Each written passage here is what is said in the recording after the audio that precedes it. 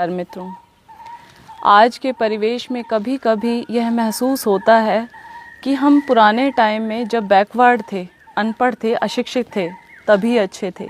आज जितना ज़्यादा साइंस तरक्की करती जा रही है, हम उतना ही परेशान और दुखी होते जा रहे हैं। आश्चर्य की बात है कि एडवांस और बैकवर्ड की पहचान ही यह बन गई है। आज तरक्की और वैज्ञानिकता के नाम पर भारतीय नागरिक अपने स्वाभाविक खान पान, रहन सहन, दिनचर्या, संयम, सेवा, आहार विहार, वेशभूषा और भाषा तक को तिलांजलि देकर खुश होना चाहता है। वह गुलामी की प्रवृत्ति का शिकार होकर विदेशी संस्कृति को जल्दी से जल्दी अपनाने में अपना गौरव समझ रहा है। मैकाले की शिक्षा द्वारा अंग्रेजियत हमारे खून में समा गई है, जिसका परिणाम शारीरिक, चारित्रिक व सामाजिक पतन के रूप में स्पष्ट दिखाई दे रहा है। सर्वेक्षण करके देखें तो अनुभव से पाया गया कि सरकारी व निजी विद्यालयों में विद्यार्थियों का 90% धन और समय केवल अंग्रेजी की पढ़ाई में खर्च होता है, किंतु परीक्षा परिणाम देखने पर पता लगता है कि 90% विद्यार्थी अंग्रेजी में ही फेल होते हैं, जिसके कारण युवक आगे पढ़ने में असमर्थ हो जाते हैं। पब्लिक स्कूल के बच्चों में विशेष रूप से शारीरिक व मानसिक विकलांगता बढ़ रही है, जैसे चश्मा चढ़ना, नाक बंद, साइनस, गले टॉन्सिल के बीमार, चिड़चिड़ापन, पेटूपन, पेट की खराबी, जिद्दीपन, माता पिता के झूठे लाड़ प्यार से देर तक उठना, टीवी देखना पूरा दिन भर, अपने आप को बहुत सुपीरियोरिटी कॉम्प्लेक्स में आ जाना, अपने से बड़ों पर व्यंग्य कसना आदि दोष होने से पूरी शिक्षा यदि अच्छे से हो जाए और नौकरी ना मिले तो वह दुराचारी, अनाचारी और क्रूर अपराधी बन जाते हैं। जबकि आज तक कोई युवक जो गुरुकुल और संस्कृत पाठशालाओं में पढ़ा हुआ है अपराधी नहीं बना। ऐसे तरक्की वाले मॉडल जो आज एडवांस और फॉरवर्ड के नाम से बोला जाता है, माफ़ कीजिएगा, मैंने ये डेफिनेशन दी है एडवांस और फॉरवर्ड की, जो आज के टाइम में सत्य है। बैठकर पेशाब करने वाला बैकवर्ड और खड़े खड़े दीवार पर पेशाब करने वाला एडवांस। बैठकर नीचे धरती पर पालती मार करके भोजन करने वाला बैकवर्ड। जूतों सहित खड़े खड़े चरने वाला एडवांस। नीचे से अपान वायुपाद निकालने वाला बैकवर्ड और ऊपर से बुरी भयानक डकार मारने वाला एडवांस। तखत पर बिना तकिया बिछौने के भी गाढ़ी नींद सोने वाला बैकवर्ड।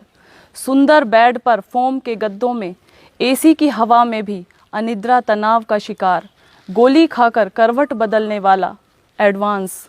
और सादा भोजन, देशी वेशभूषा, सदा स्वस्थ, हट्टा कट्ठा, स्वस्थ शरीर वाला, सहज भाषा में खरी खरी बात करने वाला बैकवर्ड।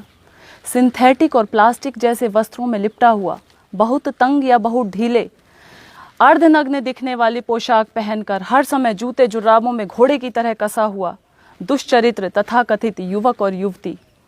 प्रकृति से कोसों दूर, चश्मा चढ़ा हुआ, तोंद बढ़ा हुआ, नज़ला जुखाम का सदा रोगी, बीपी का शिकार, सिर गंजा, अंग्रेजियत में धंसा हुआ, डॉक्टरों की जांच रिपोर्ट की फाइलें लिए हुए, कानूनी भाषा बोलने वाला, स्वयं परेशान और दूसरों को परेशान करने वाला, तनाव में रहने वाला एडवांस सभ्य और शिक्षित समझे बैठा है अपने आप को।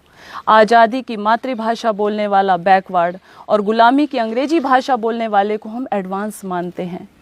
इन उदाहरणों की वास्तविकता को देखकर मैं भगवान से यही प्रार्थना करूंगी कि ऐसी तरक्की से तो हम बैकवर्ड ही अच्छे हैं।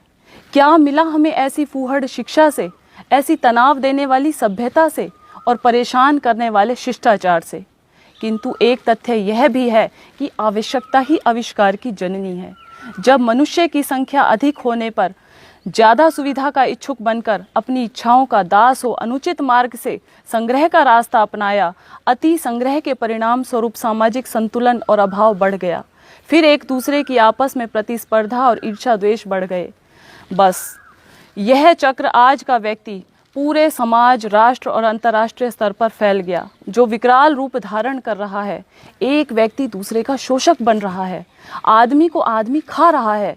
एक राष्ट्र दूसरे राष्ट्र को समाप्त कर सारी सुविधा संपत्ति अपने पास समेट लेना चाहता है। और यह तथ्यपूर्ण सत्य है। भस्मासुर की भांति हिंसा और संग्रह की प्रवृत्ति स्वयं शोषक और हिंसक को ही खा जाती है। आज के मानव का यह नारा ही मुझे चालाकी और धृष्टतापूर्ण लगता है, जो हर जगह लिखा होता है, लिव एंड लेट लिव, अर्थात जियो और जीने दो, इसके भेदपूर्ण अर्थ हैं। सीधे शब्दों में पहले अपने पास जीने खाने के साधन खूब इकट्ठा करो और मनमाना खाओ पियो, और जब उल्टी वमन होने लगे तो बचा खुचा जूठन गरीबों शोषितों में बांट दो, और फिर फोटो खिंचवा करके डाल दिया जाता है अखबारों के अंदर। उन पर एहसान कर लो एक कवि के शब्दों में, बांटता है कंबल चमड़ी लोगों की उतार के, हज को चली है बिल्ली 900 चूहे मार के। जबकि हमारी प्राचीन वैदिक संस्कृति इसके बिल्कुल विपरीत सबको एक साथ सुखी बनाने की घोषणा करती है। तेन त्यक्तेन भुंजिता माँ गृधय कस्य स्विद्धनम, हे मानव तू त्याग पूर्वक भोग कर। इसका अर्थ है पहले बांटो, खूब बांटो, और उसके बाद जो थोड़ा बहुत बच जाए वह प्रसाद के रूप में भोगो। कितना विशाल आदर्श और जीवन का, जिसमें अभाव, तनाव और असंतुलन की गुंजाइश ही नहीं रही। इस प्रकार अपने जीवन को सदा शांत, सुखी और प्रसन्न रखते हुए शतायु 100 वर्ष जीने की शिक्षा दी जाती है। नमस्कार।